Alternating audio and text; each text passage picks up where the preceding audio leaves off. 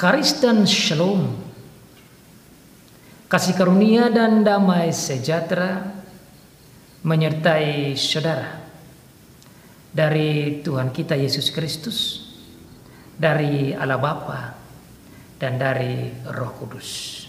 Grace and peace from our Lord Jesus Christ, from the Father and from the Holy Spirit be with you wherever you are. Bacaan firman Tuhan pada hari ini kita lihat kembali dari kitab Injil Yohanes pasal 2 ayat 1 sampai ayat yang ke-12.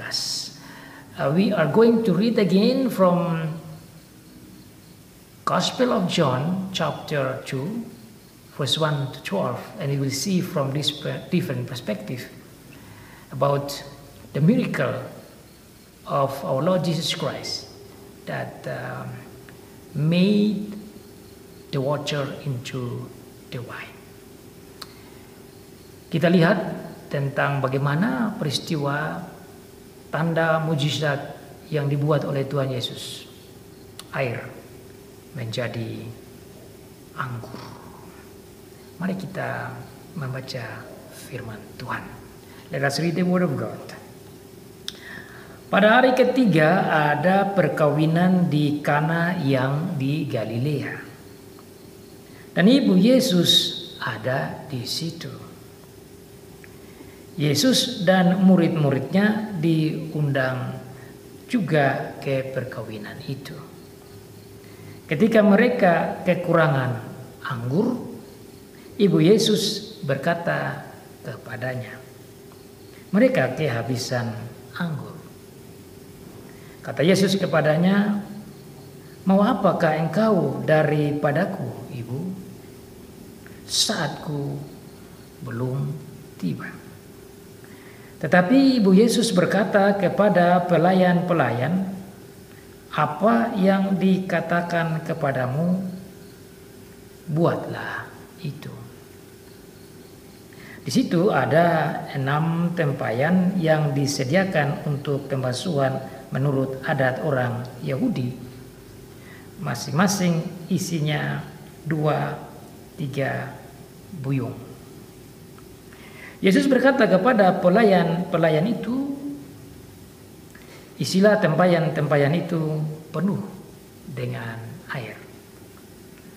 Dan mereka pun mengisinya sampai penuh.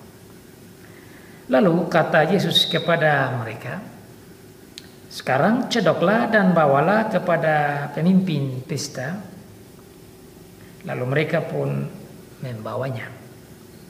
Setelah pemimpin pesta itu mengecap air yang telah menjadi anggur itu, dan ia tidak tahu dari mana datangnya. Tetapi pelayan-pelayan yang mencedok air itu mengetahuinya. Ia memanggil mempelai laki-laki dan berkata kepadanya, setiap orang menghidangkan anggur yang baik dahulu, dan sesudah orang puas minum, barulah yang kurang baik. Akan tetapi engkau menyimpan anggur yang baik sampai sekarang. Hal itu dibuat Yesus di Kana yang di Galilea sebagai yang pertama dari tanda-tandanya, dan dengan itu ia telah menyatakan kemuliaannya, dan murid-muridnya menjadi percaya kepadanya. Sudah itu Yesus pergi ke Kapernaum bersama-sama dengan ibunya dan saudara-saudaranya dan murid-muridnya, dan mereka tinggal di situ hanya beberapa hari saja. Demikianlah jauh pembacaan firman Tuhan. Diberkati bagi setiap orang yang membaca, yang mendengar, dan yang melakukan firman Tuhan. So far the reading of the word of God. Blessed is he who reads and those who listen and obey the word of God. mujizat air menjadi anggur.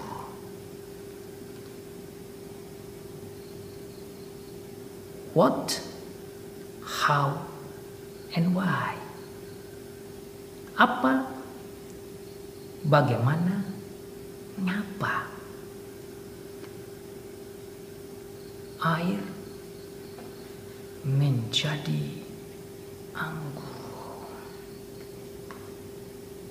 Saudara, minggu lalu kita mendalami ayat-ayat yang sama ini dan melihat sejarahnya, bagaimana peristiwa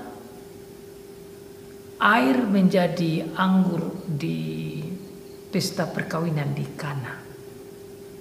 Dan kita belajar tentang apa yang dimaksud dengan hari ketiga, siapa-siapa yang diundang, bagaimana mereka kekurangan anggur, bahkan dikatakan kehabisan anggur. Bagaimana reaksi Maria sebagai ibu dari Tuhan Yesus yang bertanggung jawab juga atas pesta itu dan mengapproach Tuhan Yesus yang dia percaya sebagai the Son of God, anak Allah yang punya power untuk memberikan jalan keluar bagi masalah yang mereka hadapi pada saat itu. Kita juga belajar tentang bagaimana perjalanan mereka, bagaimana keadaan mereka, bagaimana Tuhan Yesus bereaksi kepada mamanya dengan penuh hormat, dan bagaimana Tuhan Yesus menghormati ibunya tetapi mengingat dan menunggu keputusan Bapa Surgawi. Tuhan Yesus meskipun sebagai Allah, tapi dia sebagai manusia yang sejati, dia menunggu sampai Bapa memerintah untuk melaksanakan mujizat, baru dia jalankan. Saudara, kita bersama-sama telah mengetahui cerita ini sejak di sekolah minggu, di pemuda, bahkan banyak orang juga telah berkhotbah tentang peristiwa tanda mujizat yang luar biasa ini. Dan oleh karena itu bukan hal yang baru tatkala kita membaca, merenungkan, dan mendengar peristiwa air menjadi anggur. Namun pada minggu ini saya ingin melihat peristiwa yang extraordinary atau luar biasa ini dari sudut pandangan yang berbeda. Dan itu saya lihat dengan kacamata pertanyaan tadi, apa, bagaimana, dan mengapa. Pertanyaan apa atau what itu hanya mau menolong kita untuk mengetahui apa yang terjadi. Dan pertanyaan apa yang terjadi itu sudah terjawab di dalam khotbah minggu lalu.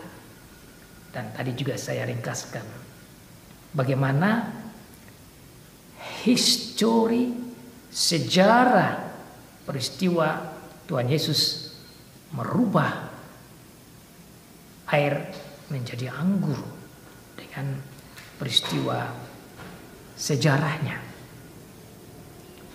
Saya ingin menggali lebih dalam dengan pertanyaan bagaimana, kemudian kita melihat dengan lebih dalam pertanyaan why, how to why. Dan why itu merupakan hal yang sangat penting nanti di dalam penjelasan khotbah pada hari ini untuk kita melihat tujuan utama Tuhan Yesus membuat mujizat air menjadi anggur. So the theme for the sermon today is about the miracle of water became wine. We have 3 points. Number 1, what? Number 2, how? And number 3, why? Number 1, what is talking about the history that happened from the third day when Jesus called his first disciple, and then what happened during this marriage or wedding day in Cana. Saat pesta berjalan, mereka bersukacita dengan menikmati makanan, minuman, persaudaraan, percakapan yang luar biasa. Dan dalam tradisi mereka pesta itu bisa berjalan sekitar 7 hari. Berarti pesta itu membutuhkan makanan yang banyak, minuman yang banyak, termasuk minuman anggur yang sudah kita juga pelajari minggu yang lalu. Dalam kitab Ulangan pasal 7 ayat 13 dan kitab Ulangan pasal 11 ayat 14 dikatakan kalau pesta tanpa anggur itu seperti kutukan. Itu bisa kita banding dalam Ulangan pasal 28 ayat 39 dan ayat 51. Karena anggur menunjukkan adanya sukacita dan berkat. Seperti yang saya sampaikan minggu lalu juga bahwa anggur yang dibuat dalam acara pesta itu bukan anggur yang berisikan alkohol yang memabukkan, tetapi anggur ini seperti jus yang nikmat, yang enak dan yang sehat. Karena itu menandakan kesukacitaan, kebahagiaan bersama sebagai keluarga. Dan oleh karena itu tatkala mereka sedang menikmati pesta pernikahan, pesta kawin itu, mereka menikmati dengan anggur sebagai ciri khas sukacita dalam pesta itu. Dalam cerita yang ditulis oleh Rasul Yohanes dikatakan bahwa tatkala pesta berjalan mereka kekurangan bahkan kehabisan anggur. Dan ibu dari Tuhan Yesus yaitu Maria mengapproach Tuhan Yesus dan berkata bahwa mereka kekurangan anggur. Dengan kata lain, Maria mau meminta Tuhan Yesus agar supaya Tuhan Yesus mengambil langkah surgawi untuk menunjukkan powernya sebagai anak Allah untuk menolong keluarga besar mereka. Dan kita belajar bahwa Tuhan Yesus menjawab Maria dengan sopan dan dia bilang waktunya belum tiba, untuk menunjukkan kepada kita bahwa Tuhan Yesus di dalam mengambil langkah dan tindakan sebagai manusia, dia harus mentaati dan mendengar arahan dan perintah dari Bapa. Itu kita udah dengar minggu lalu. Nah sekarang saudara, saya mau melihat lebih dalam tentang bagaimana itu. So the second point is about how this miracle happened. Bagaimana?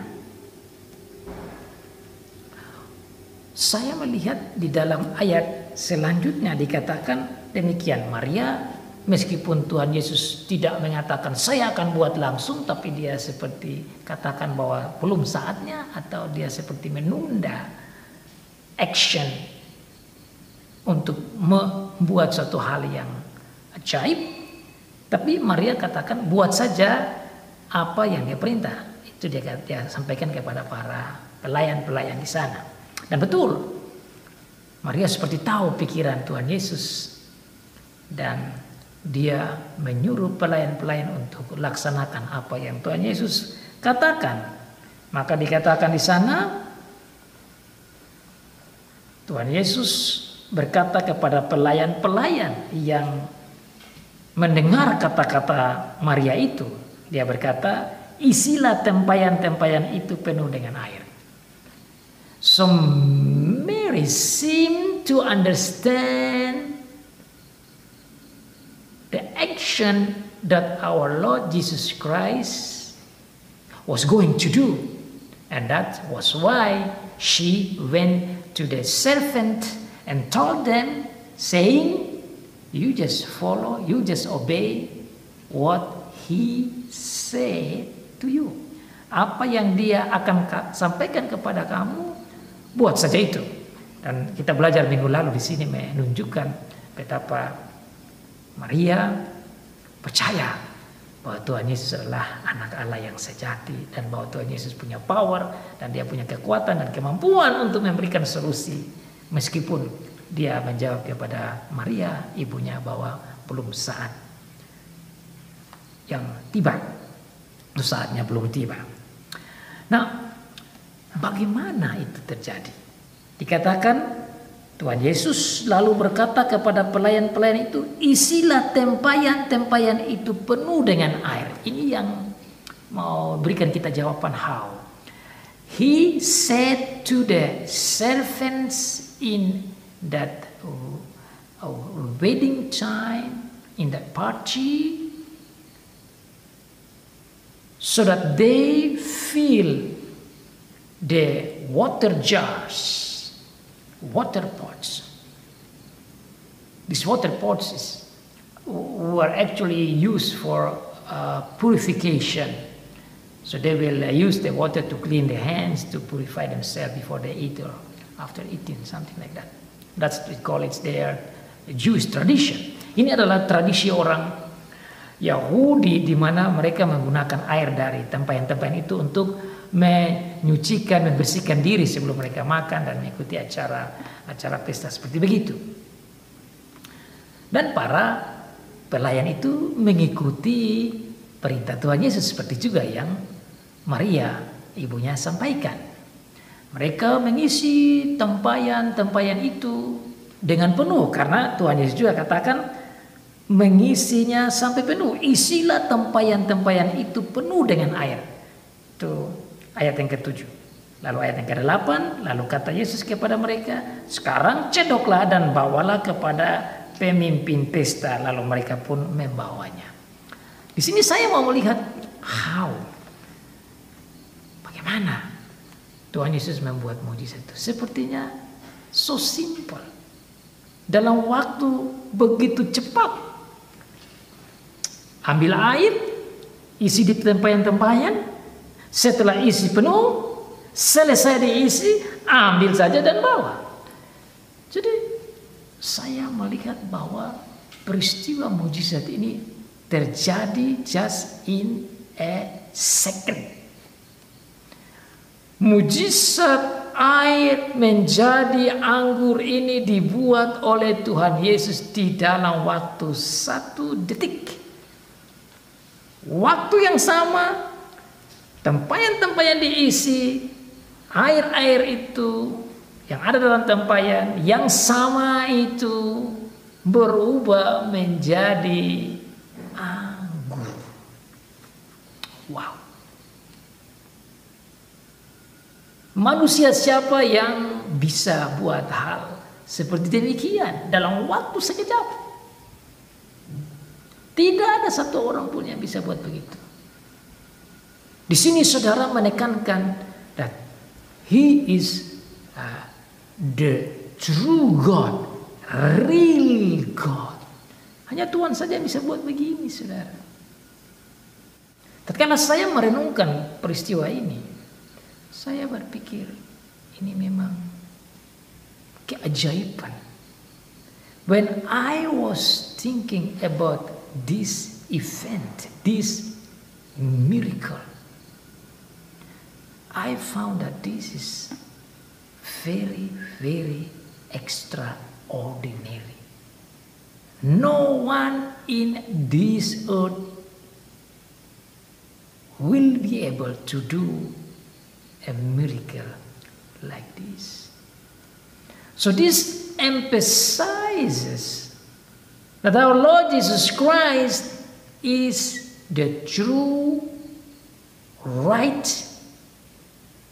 God. This emphasizes that He is the Creator. Ini menunjukkan bahwa Dia adalah pencipta, karena hanya pencipta saja yang bisa membuat hal seperti begini. Dia bisa membuat hal yang dari tidak ada menjadi ada, atau yang ada menjadi sesuatu yang lain. Dan saudara, kita melihat air itu kan hal yang biasa saja, hal yang murah, hal yang gampang diambil. Tapi anggur tidak gampang. Apalagi kalau anggur itu telah dibuat menjadi anggur yang lezat, maka anggur itu menjadi mahal sekali. So the common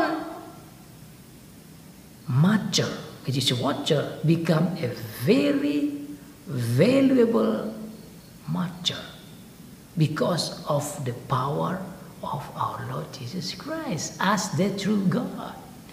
Jadi saudara, sebenarnya peristiwa kejadian air menjadi anggur di pesta kawin di Kana ini, menurut saya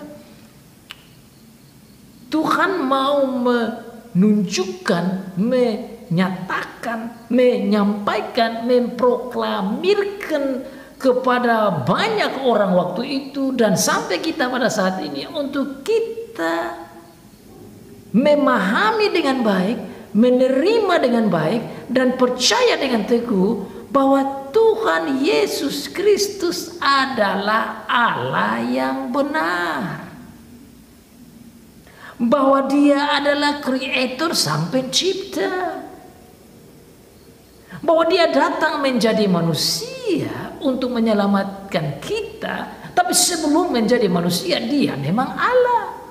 Dan oleh karena itu, sekarang Dia mau tunjuk kepada mereka yang ada di situ pada saat yang tepat sesuai dengan maunya Bapa, dan agar supaya ini menjadi kesaksian kepada orang-orang yang lain yang ada di Israel, tapi juga kesaksian bagi orang-orang yang di luar Israel, non-Jews, menjadi kesaksian lewat hamba-hamba Tuhan kepada orang-orang yang lebih luas, sampai ke penghujung bumi, sampai ke kita saat ini, sampai ke generasi pada saat ini, supaya kita tatkala membaca, merenungkan, mendengar firman Tuhan tentang perkawinan di Kana, dan tatkala peristiwa dalam sekejap air menjadi anggur, kita boleh ingat dan percaya dan yakin bahwa betul Sang Juru Selamat kita adalah Allah yang benar, Allah yang sejati.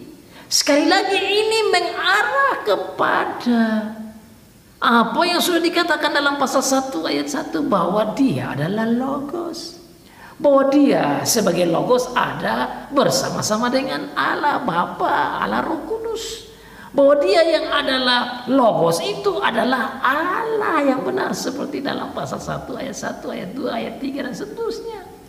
Bahwa Dia yang adalah Logos adalah Allah yang benar, itu adalah Allah pencipta, bahwa segala sesuatu ini jadi lewat Dia. Bahwa Dia yang adalah Logos itu adalah Allah yang sejati dan benar, itu adalah Sang Hidup. Bahwa Dia yang adalah Allah yang sejati itu memberi hidup. Bahwa Dia yang adalah Allah yang sejati itu adalah terang. Bahwa Dia yang adalah Allah yang sejati itu Tuhan kita Yesus Kristus yang bisa membawa kita menjadi anak-anak Allah. Bahwa dia yang adalah Logos, yang adalah anak Allah itu datang menjadi manusia seperti Yohanes 1 ayat 14. Sehingga dia lahir di kandang yang hina lewat Maria. Bahwa dia kandung lewat Roh Kudus, lewat kandungan Maria untuk menjadi manusia, supaya lewat dia kita mendapat grace upon grace, mercy upon mercy. Agar supaya kita menerima kasih karunia demi kasih karunia, berkat demi berkat, cinta kasih demi cinta kasih Tuhan Allah bagi kita. Jadi saudara, peristiwa mujizat yang Tuhan Yesus buat di Kana ini, pesta perkawinan di Kana ini, menunjukkan bahwa apa yang dikatakan dalam pasal 1 bahwa dia adalah Allah yang benar, bahwa Tuhan Yesus adalah Allah yang benar, digarisbawahi di pasal yang kedua di sini. Itulah tujuan tatkala Tuhan Yesus membuat mujizat air menjadi anggur yang lezat. Oh, bukan saja itu saudara, dengan peristiwa mujizat ini kita belajar tentang the power of God. We learn about His power. We learn about His glory. We learn about His deep love. We learn about His care for the people. We learn about His obedience to His Father. We learn about His mighty work. We learn that He is the true, amazing, awesome, almighty God that we must believe and we must share to many other people, specifically our family, our friends, and whoever we know. Supaya dengan peristiwa air menjadi anggur, kita boleh percaya dengan teguh bahwa Dia adalah Allah yang punya kuasa. Dia punya kemampuan. Dia punya power. Kita belajar tentang cinta kasih-Nya kepada orang pada saat itu yang kekurangan anggur. Kita juga belajar tentang bagaimana Dia ingin memberikan jalan keluar kepada keluarga yang pada saat itu menghadapi masalah kekurangan atau bahkan kehabisan anggur. Kita belajar bagaimana Dia mendengar arahan dari Bapa di surga. Itu saudara yang saya renungkan peristiwa mujizat air menjadi anggur yang luar biasa ini. Tapi sekarang saya ingin bertanya lagi lebih lain. Kenapa air dan kenapa jadi anggur? Tatkala kita melihat ini baik-baik saudara, ternyata peristiwa air menjadi anggur dicatat di sini ada makna yang lain, ada arti yang lain di balik peristiwa air menjadi anggur. Mengapa demikian saudara? Karena tatkala kita belajar lebih dalam, justru air itu selalu digunakan di dalam Alkitab sebagai hal yang sangat penting dihubungkan dengan keselamatan kita. Air melambangkan penyucian dan pengudusan lewat tentu baptisan. Air, tatkala kita baca di dalam kitab Keluaran, bahkan kita sampai kepada kitab, maksud saya Kejadian sampai dengan kitab Wahyu, itu bicara tentang kehidupan. Tatkala Tuhan menciptakan langit dan bumi dan Taman Eden ada di sana untuk manusia, untuk menikmati kehidupan Firdaus atau surga bagi mereka pada waktu itu, di situ dibicarakan tentang air yang mengalir sebagai tanda kehidupan. Tapi air yang sama juga itu merupakan bahasa simbolis yang juga digunakan di kitab Wahyu, bahwa tatkala di Firdaus, khususnya Wahyu pasal 22 berbicara bahwa di situ ada air kehidupan. Nah, kalau saudara kita bicara tentang air di Kejadian dan air di kitab Wahyu pasal 22, kita boleh ingat bahwa Tuhan Yesus juga katakan bahwa I am the living water. Saya pikir ini hal yang sangat menarik. Tatkala Tuhan Yesus membuat mujizat ini, tetapi hal-hal yang dia gunakan di situ punya hubungan dengan apa yang terjadi di Perjanjian Lama di Kejadian dan apa yang dibicarakan di dalam kitab Wahyu.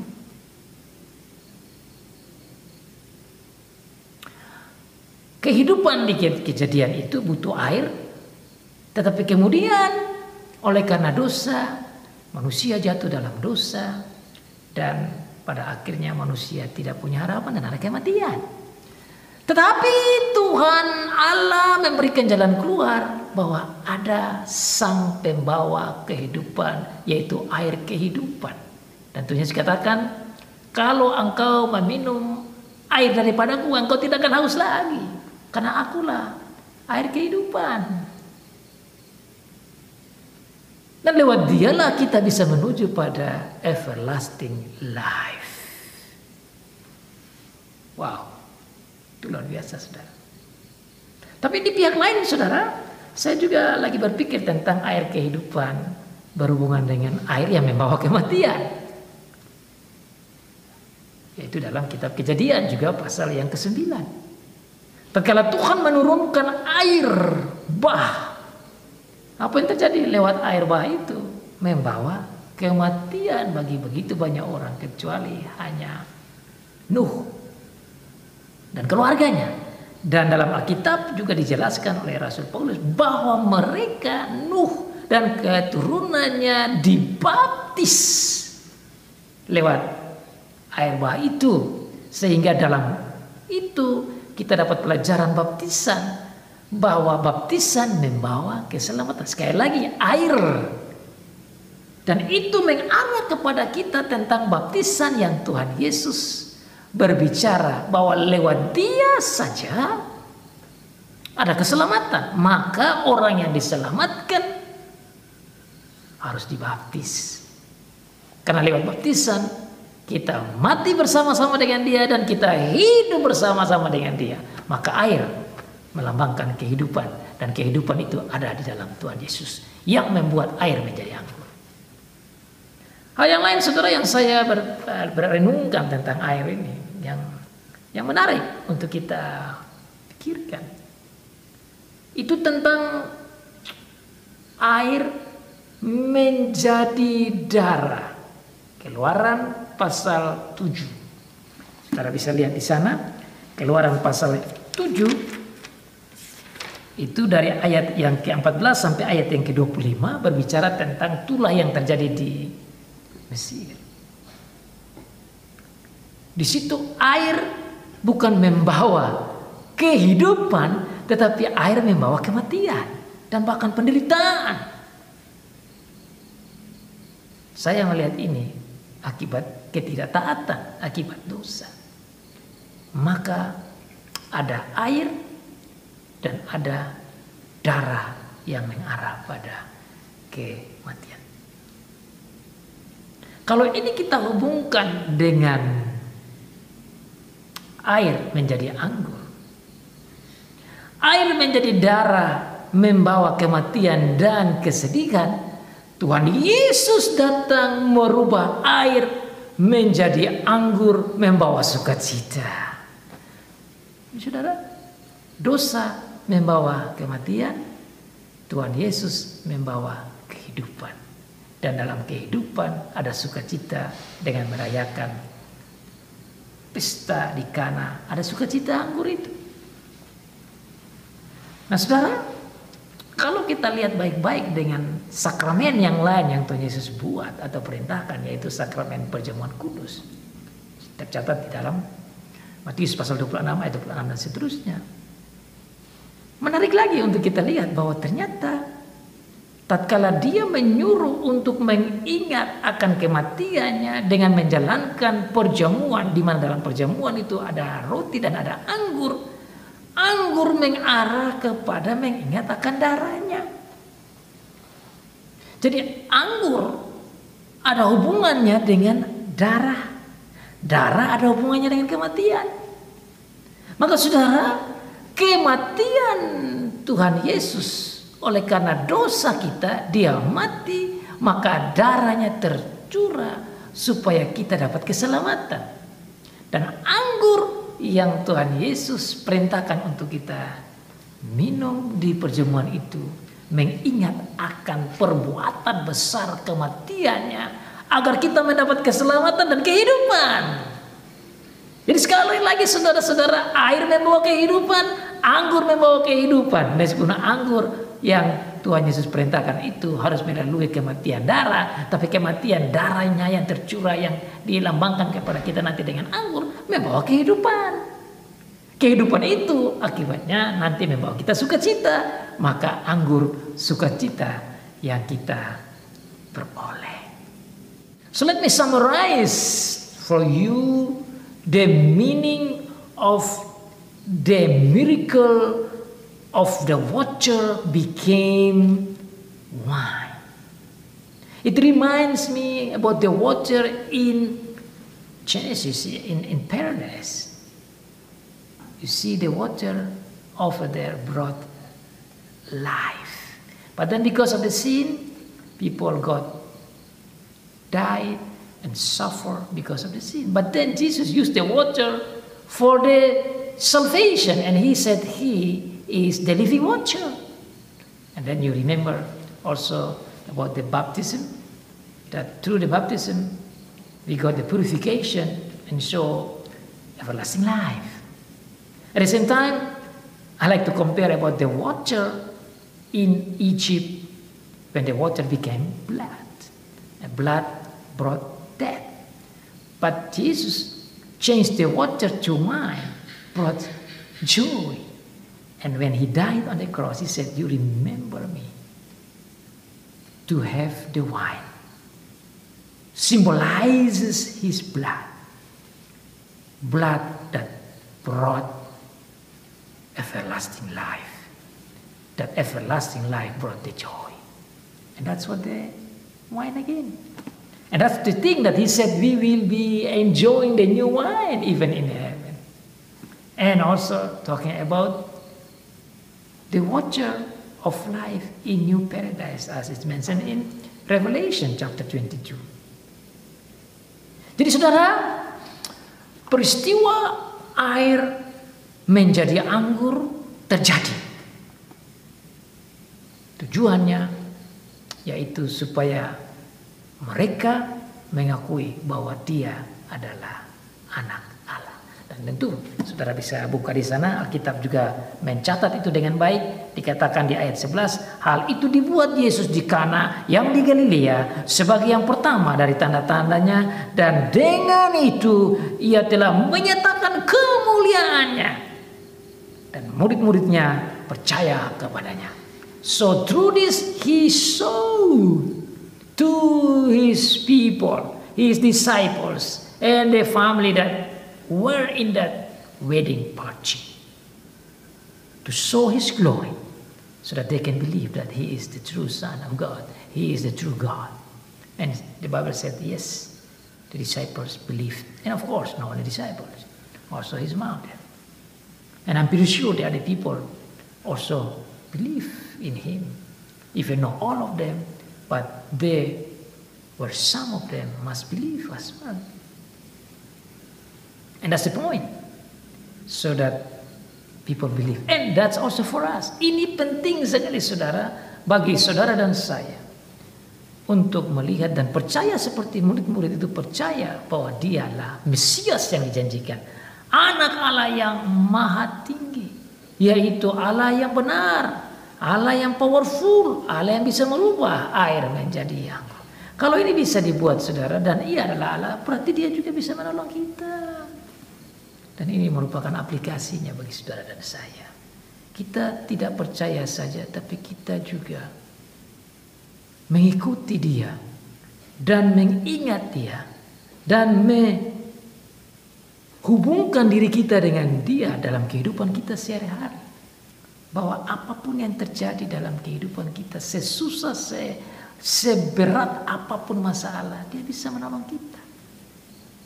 Contoh air menjadi anggur ini merupakan suatu kesaksian yang penting untuk kita pegang bahwa Dia adalah Allah yang hidup, Dia adalah Allah yang benar, Dia bisa membawa sukacita, Dia membawa kehidupan.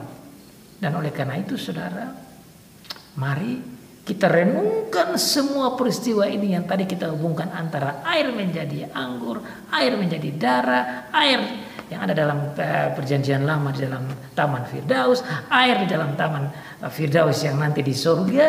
Kemudian Dia adalah air kehidupan, bahkan bicara tentang anggur, bicara tentang darahnya, semua mau mengarah pada betapa dalamnya cinta kasih Tuhan Allah bagi kita di dalam Tuhan Yesus, yang mana kita mendapat anugerah demi anugerah, kasih demi kasih, keselamatan, kebaikan, dan lain sebagainya kita peroleh itu di dalam Tuhan Yesus Kristus. That's why the Bible says grace upon grace, mercy after mercy, blessing upon blessing for you and me. And that's the beauty of believing in Jesus as the Son of God, as a true God that can give us everlasting life. Inilah indahnya kita percaya Tuhan kita Yesus Kristus. Kita tidak boleh goncang, kita tidak boleh ragu-ragu, meskipun dunia ini banyak orang yang menolak bahwa Dia adalah anak Allah, meskipun dunia saat ini banyak orang yang menabrak pengajaran ini, yang menolak bahwa Dia adalah Allah yang benar. Saudara, kita perlu pegang kuat supaya jangan sampai kita dan anak-anak kita menyangkal Dia dan menolak Dia sebagai Allah yang benar, Mesias yang dijanjikan. Tapi seperti juga yang sudah diakui oleh Petrus dalam kitab Matius pasal 16, tatkala Tuhan katakan, siapakah aku? Petrus katakan, engkau adalah Mesias yang dijanjikan, anak Allah yang maha tinggi. Dan Tuhan katakan kepada Petrus, berdasarkan statement Petrus, dia bilang, bukan engkau yang mau katakan itu, tapi Bapakku di surga yang mengarahkan, menuntun, membimbing engkau untuk katakan itu. Maka itu statement adalah statement dari surga. Dan statement itulah gereja berdiri. Gereja ada tatkala orang-orang semua berkumpul sebagai percaya.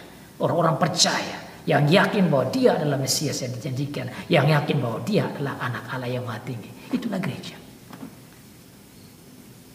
So, Jesus is the Messiah, is the Son of God.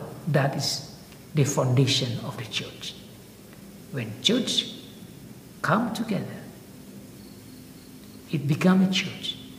When people, member of the church, acknowledge that Jesus is the Messiah, the Son of God, then that's a church.